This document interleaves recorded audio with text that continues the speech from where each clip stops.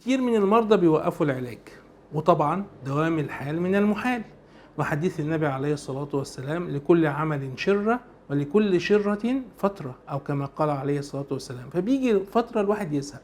النهاردة هقول لكم لما تيجوا توقفوا الأدوية تعملوا إيه عشان ما نضرش نفسنا.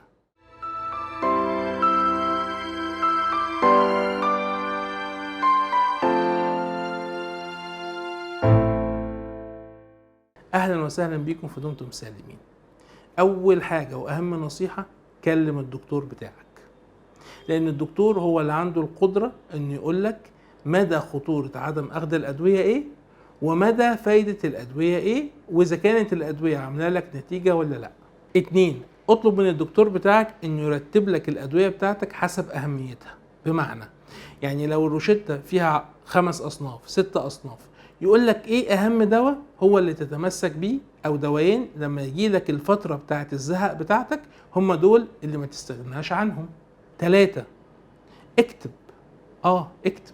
اكتب انا مش عايز اخد الدواء ليه، وانا فوائد الدواء ايه، عشان تبص للفوائد بتاعت الدواء، فده ممكن جدا يخليك ترجع تاخد الادوية تاني. 4. حط في دماغك ان تبطيل الادوية مش هيخليك وحش تاني يوم.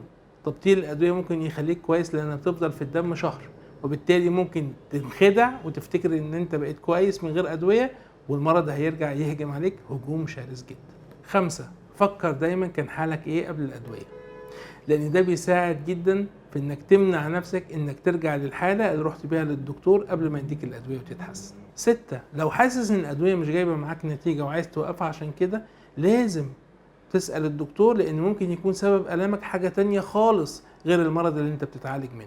7. اتكلم مع اللي بتحبهم، بالذات لو كان شريك حياة فاهم كويس المرض وراح معاك للدكتور، لأنه ممكن جدا يقنعك ان انت تكمل على الأدوية.